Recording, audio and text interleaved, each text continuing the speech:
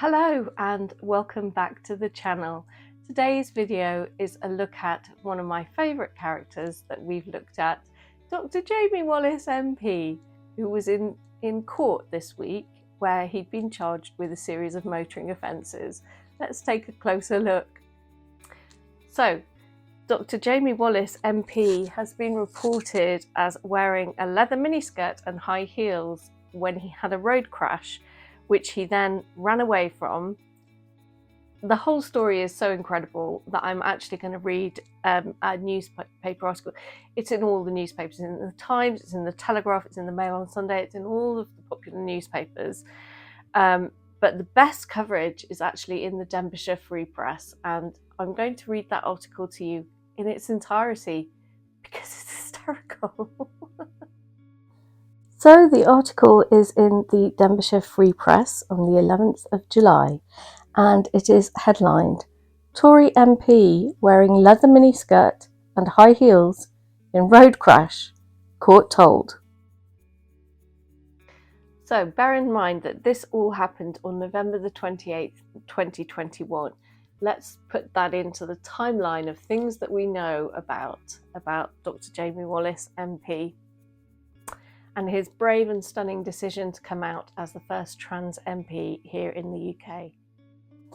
And it reads, a Conservative MP was wearing a black leather miniskirt and high heels when he was involved in a late-night car crash, a court has heard.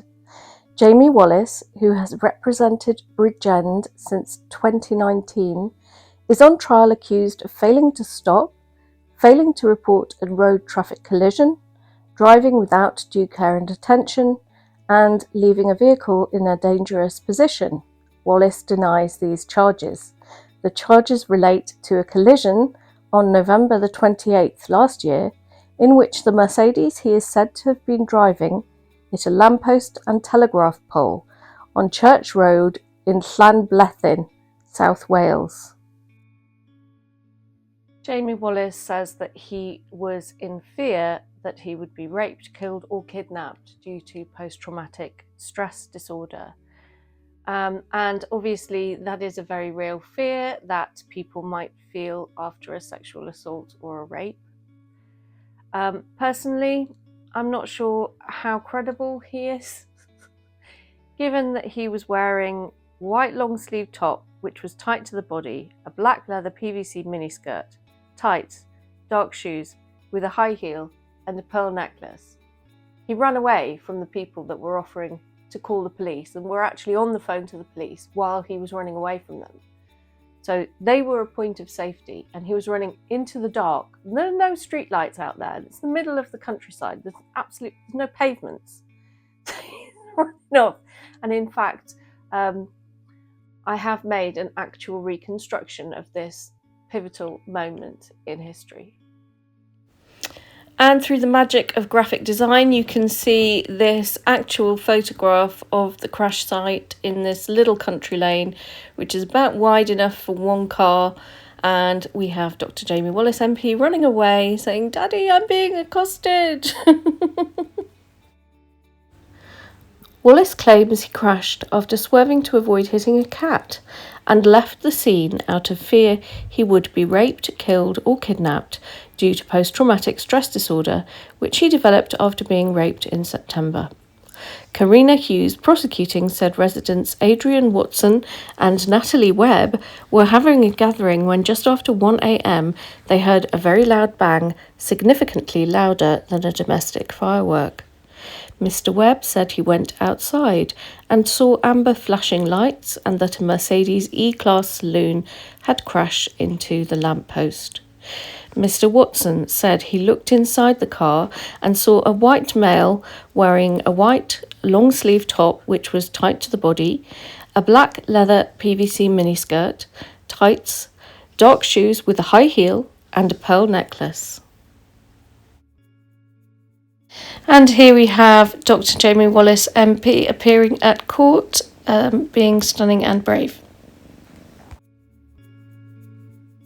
We continue. Bridgend MP Jamie Wallis is charged with failing to stop a vehicle, failing to report a road traffic collision, driving without due care and attention, and leaving a vehicle in a dangerous position after a late-night car crash on November the 28th, 2021. Ms. Webb, in her statement, described the male as wearing black court shoes. When he asked Wallis if he was okay, Mr. Watson said the male said, I'm sorting it. Mr. Watson said he was going to call the police and that Wallis began walking away from the scene. He followed him and witnessed him making 2 phone calls, and during one he claimed he was being accosted. So these are serious motoring offences. So the motoring offences: failing to stop a vehicle, failing to report a road traffic collision, driving without due care and attention, leaving a vehicle in a dangerous position. Those are serious offences. And I love the fact that the witness said that he was saying, I'm sorting it. Okay. You've just driven your Mercedes into the wall outside my kitchen, mate. What are you sorting? You arranging builders to come and fix it? Because now sorting it means staying with your vehicle until the police arrive so that you can be breathalysed. For a benefit of society is to actually identify people who are driving drunk or driving under the influence of drugs. But no, Dr Jamie Wallis chose to walk away in his court shoes up a country lane with no pavements, in the dark, in the middle of the night.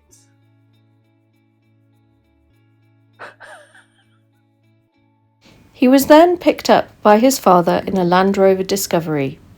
Police Sergeant Gareth Handy said that when he attended Wallis's family home address, which he described as a mansion and absolutely colossal, he forced entry into the property out of concern for the MP.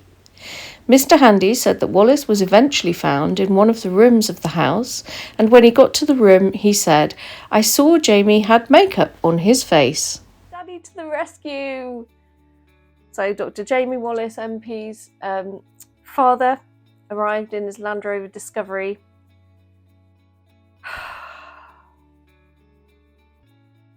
Yeah, his family home address is a massive, colossal mansion. The police are dead right there. They're absolutely dead right there. And, you know, that's because they are a legitimate family business operating a series of value for money digital services.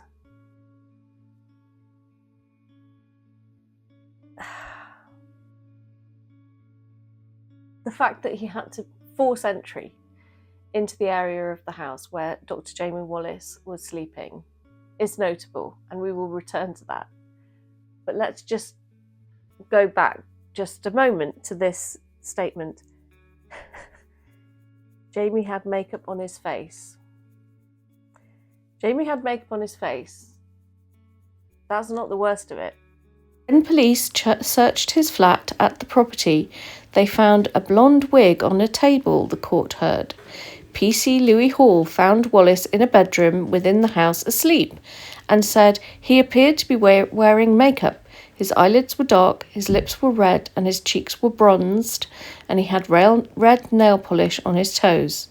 Wallis was naked in the living area of the flat and was given a modesty blanket until clothing could be found. The black leather skirt and pearl necklace were found next to the bed and were seized by police. He was arrested at 7:21 a.m. Taking to the stand, Wallis said the day before the crash he was at home, wearing clothes he felt most comfortable in, which he often does when he's alone, which are women's clothes. Peter Rout, QC defending, asked Wallis, "How long have you felt like this?" Wallis replied, "Since I was a small child." PC Lewis Hall, who really should be given some form of medal, commendation, an OBE, because he had to force entry into this guy's bedroom after spending the hours between 1 a.m. and 7:20 a.m. trying to call him on the phone, all calls being rebuffed.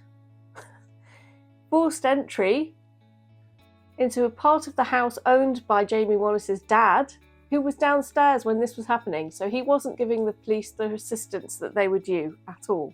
He made the police force entry into the area of the house that Jamie Wallis is living in.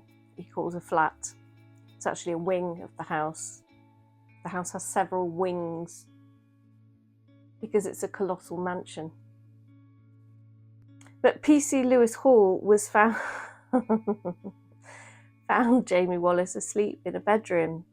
He was naked in the living area of the flat with a blonde wig on a table.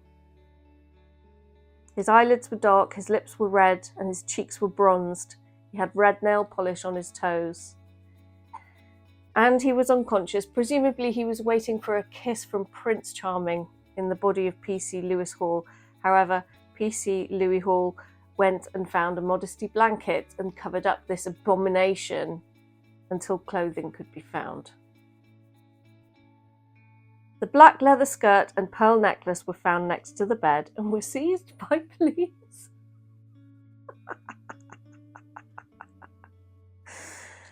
Oh, you know.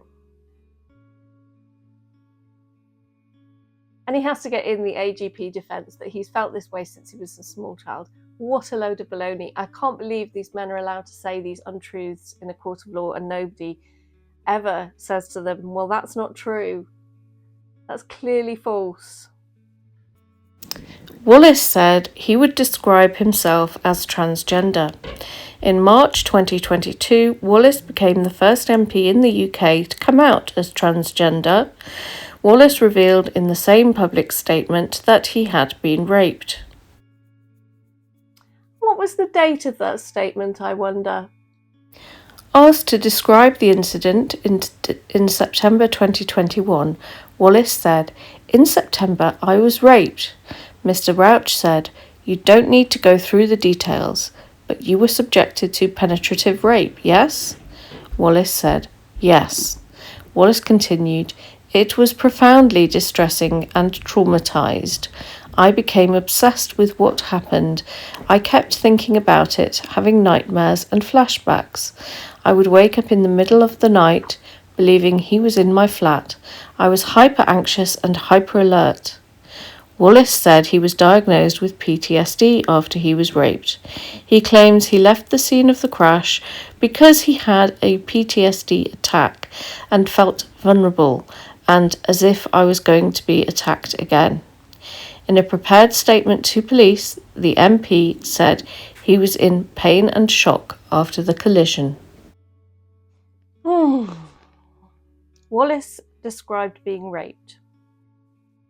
Now, I have no doubt that Wallis had some form of a sexual encounter which, for some reason, didn't work out the way that Wallis wanted it to work out. If he was raped, then I am very sorry about that. But the reason why I am in disbelief about this claim is that these men, these AGP men, they have a recurring fantasy of being raped, and they describe it in huge detail, and it becomes a huge thing for them. They consider it very validating. If you look at this guy, the size of this guy, the sheer bulk of this guy, and the fact he's a Conservative MP, he could get basically anybody sacked. If you were some young buck from Tinder and you'd turned up at his flat and engaged in sexual activity with him, how likely do you think it is that you would force yourself on him? I don't think it's likely at all. I think that what is possible is that you could find that he would become incapacitated through drugs or alcohol, and a rape could take place because of that. But I don't believe that Jamie Wallis is the kind of guy that would get spiked. Look at the size of him, the number of cells in his body that can actually start to break down poisons compared to the average woman. I mean, you could fit about 3 women inside Dr Jamie Wallis MP. So, you know, it's possible that something traumatizing has happened to Dr Jamie Wallis. I retain a feeling of disbelief in his story, his statement rather, that he was raped. He gives no details.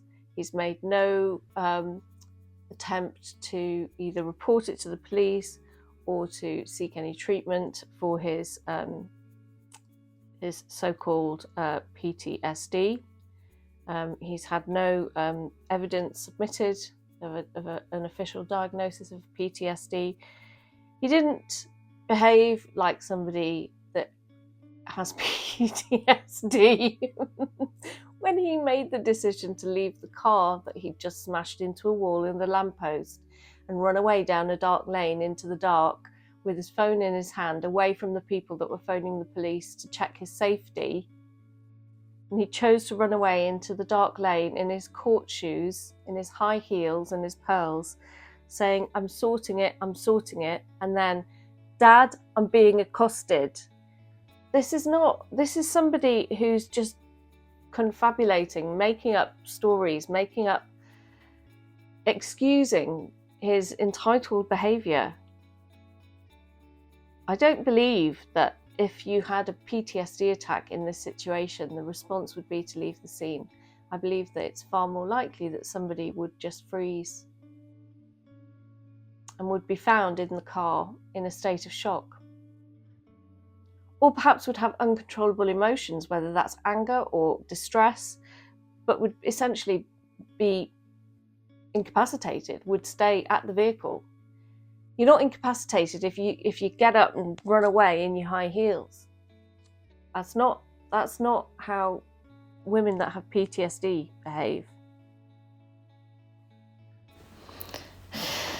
Wallis continues, I noticed a group of people approaching and I felt anxious, he said. Due to my medical condition and the time of day and the weather conditions, I felt I needed to get away. When I got home, I took my medication and felt drowsy. I have recently been diagnosed with post-traumatic stress disorder.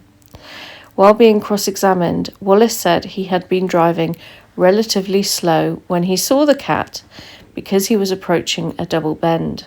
Of course he said he was driving relatively slow. Have you seen the state of the wall? That village was without Wi-Fi for a day and a half because he'd taken out the whole village's Wi-Fi system. It takes a lot of force to crash into these telegraph poles and walls and cause that kind of damage. You can't do that kind of damage at 20 miles an hour. That's why they have all these signs up in all these little back ways about how we don't want to be killing children if we accidentally bump into them. So we're keeping the speed down. If you can do that kind of damage to a stone wall and a telegraph pole, you're not doing 20 miles an hour. And besides, this is really close to where he lives. And I know how people in the countryside behave, and they don't drive slowly down these country lanes. They absolutely slam around. It's terrifying, absolutely terrifying.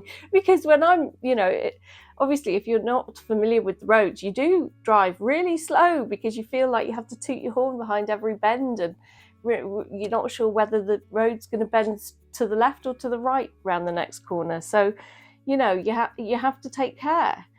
People that know those roads inside out, they tend to speed up, and they get done for speeding all the time. I suspect that he was unaware of the speed that he was going at. That's just my opinion. I just remember instinctively swerving, he said. Miss Hughes suggested Wallis could have made an emergency stop rather than swerving. You have seen the damage to the telegraph pole, and both airbags have discharged. That's not a low-speed collision, she suggested.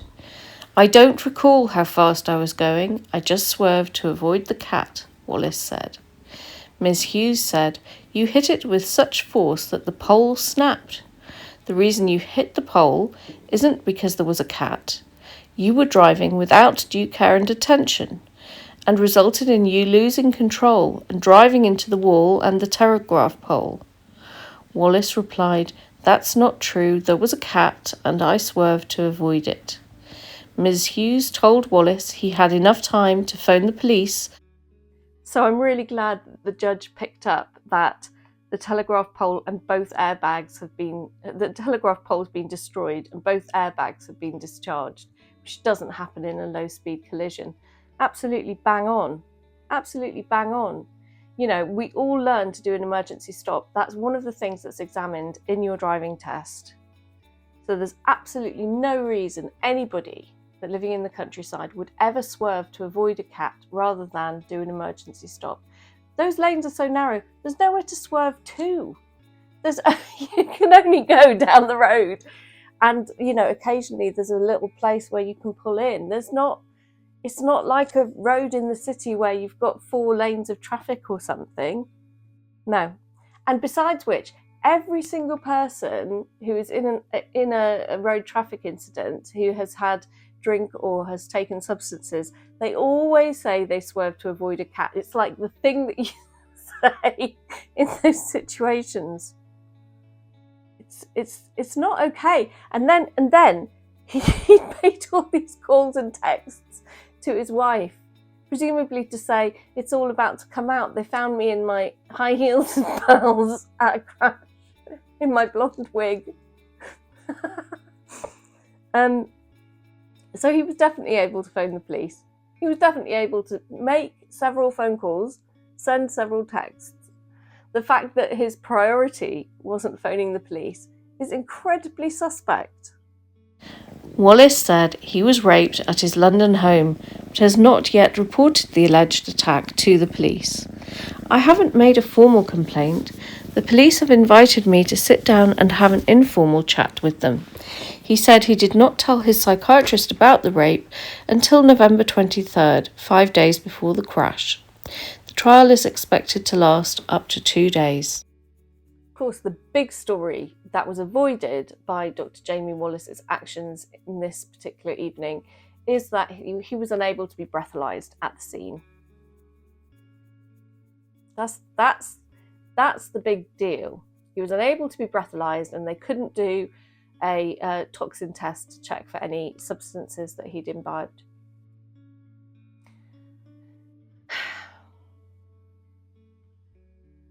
And that's usually why people leave the scene of an accident. Partly, I'm sure, because alcohol and substances make your thinking go screwy. So you might make that decision to leave, which is, you know, the wrong decision to make. But also because people sometimes are slippery as eels and they don't want to be convicted of a driving offence involving being drunk behind the wheel of a vehicle, because that's a very serious offence. So, let's go on with the story.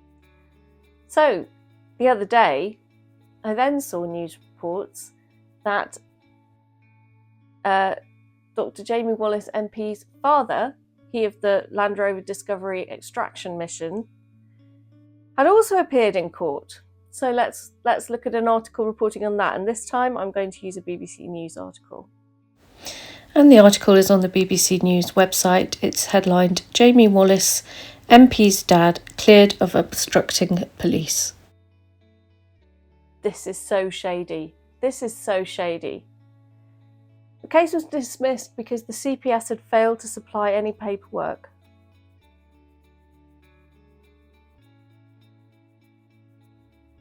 It's so shady, because this was clearly an obstruction.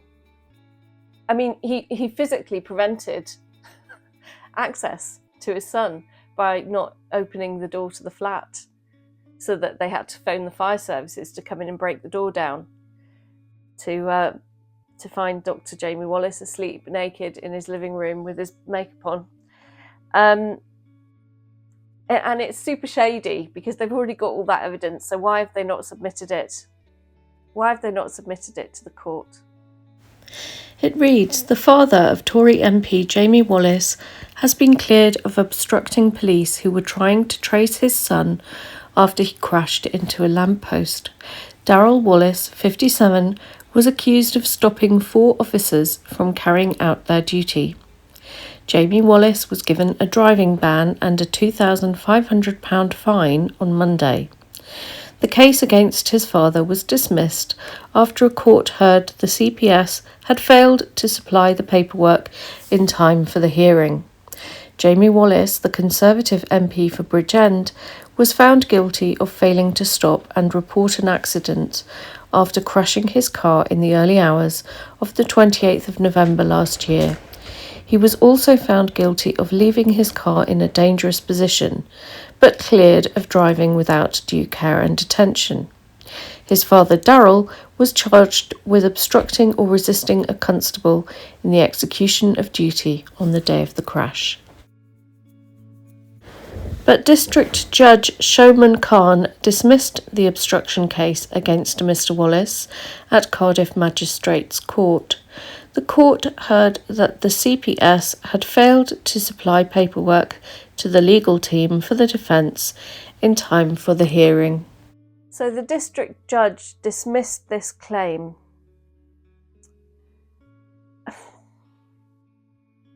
So he gets off, doesn't he? The court previously heard Darrell Wallis drove his Land Rover to the crash site at Llanbethian, Vale of Glamorgan, to pick up his son. Mr. Wallis, who is a director of a number of companies, was accused of obstructing 4 police trying to trace his son. Sergeant Gareth Handy told the court that he had to force entry into the property out of concern for the MP. Prosecutor Alicia Carpanini asked for an adjournment in the trial following failures to make disclosures to the defence in time. She said there was an oversight and it hadn't been reviewed until yesterday. Mr. Wallis, who's actually Dr. Wallis, again, another Dr. Wallis with the space bugs, he obstructed 4 police in trying to trace his son. Court heard Mr. Wallis was privately funding his defence, and the criminal proceedings were having an effect on his variety of businesses. Defending Peter Rauch QC said the prosecution have had ample time to have put their house in order, and they have been reminded of that fact by the defendant's solicitors. Judge Khan refused the prosecution's application for an adjournment before dismissing the case. He said the CPS fully accept that there is disclosure failings in this case. So, I grew up in a little town in northeast Wales, and I suspect that it is similar in some ways to the town of Bridgend in South Wales, where all this went on. And in the little town that I grew up in, the police force, the local police force, and the local masons had a very similar membership. It was kind of a thing that if you wanted to join the police, you would have had to be in the masons, you know. And the masons were very, very good at covering up for each other. And I am sure that this was part of how a whole host of child sexual exploitation was covered up in children's homes in the town that I grew up in, as I'm sure it covers up crimes all over the shop, but particularly it does seem to be a problem that is endemic to certain places where you have a kind of monoculture on the council, where you have one party that's in control, where it's very easy for these nefarious individuals to gain control in these key institutions. So you've got like local government, the police, the masons. And then you can't stand against that as an ordinary citizen, because there'll always be some hiccup, some institutional failing, some paperwork that goes missing, something that isn't submitted on time, which means that somehow the perpetrators are never brought to justice. And it's a huge, huge, huge issue. I don't know if, excuse me, I don't know if people who perhaps live in the kind of the metropolitan centres really understand how this stuff works. But you know, it's to me it's fairly obvious how it works, and I can probably think of several examples. Would I get sued for saying it? No, I don't think so. If I didn't. Okay, so there's one example. I've decided where, not to share this anecdote with you because I'm still not convinced that I would be able to do so safely. There's a bucket. Somehow that case was dismissed. Like, you know, that was really strong evidence, and that's just one case that I can remember just offhand from my childhood, where a similar thing happens, where just, you know, evidence isn't submitted. They can't somehow bring the charge forward.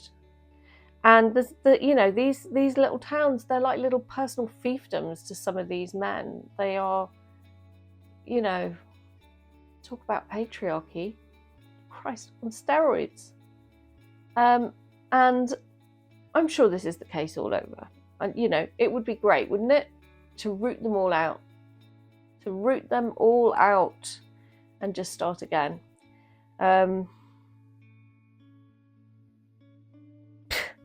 Rather than elect them to be members of Parliament. The fault is on the prosecution. It hasn't done what it should have done. The judge ordered a letter to be sent from the Chief Crown Prosecutor in the next 14 days to explain why and how the failings happened. MPs can be recalled in 3 different situations. The first one is a conviction in the UK that leads to imprisonment or detention, and that doesn't apply because there was no imprisonment or detention ordered by the judge. Secondly, suspension from the House following report and recommended sanction from the Committee on Standards. So that is where the Committee on Standards has acted on complaints from the general public that a member of the House of Commons has not conducted themselves appropriately. And there is a possibility here, which I will go into in a moment.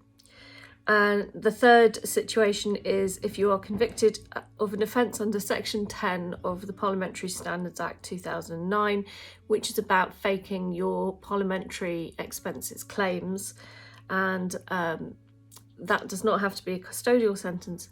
It doesn't apply in this case. What we're talking about in this case is about trustworthiness in politics, about the fact that a judge has basically said that an MP has lied on oath. I mean, that's basically what the judge said when he said, "I do not find your evidence to be credible." You know, he's saying this guy is not being honest. So I think it's important if we look back to the Nolan standards in public life. These are the 7 categories: selflessness, integrity, objectivity, accountability, openness, honesty, and leadership. These are the principles that our public figures, politicians, at every level of government are expected to abide by, and complaints when they do not abide by them are entirely appropriate. So if you choose to, you may wish to make a complaint to the Parliamentary Commission on Standards. I doubt that there will be enough complaints for them to take action against this. Sadly, because of what's going on within the Conservative Party at the moment, there's too much jockeying for position, leadership bids. You know, it's just not a good time for this to be going on. I'm not sure how much benefit there will be from pursuing those things. I'll be pursuing whatever I can think of, and obviously updating in a future video. If any results come out of it, then I'll gladly share that with you. So that's the next chapter of the Jamie Wallis MP and his father, Dr Darryl Wallis. I can't say that, you know, I can't say any more, can I? They both somehow have managed to wriggle out of some very, very serious criminal charges. Dr Jamie Wallis has escaped with a fine that to him is peanuts, and a 6-month driving ban, which, you know, with any luck he won't care about because he'll get flipping taxis paid for on expenses in his job. So what does he care? It's absolutely sickening that these people are in positions of influence, and I really hope that the people of Bridgend stand up against this. I think it would be really valuable for people to do things. For instance, join the local flipping Conservative Party and vote for someone else as a candidate. Why are you accepting this candidate?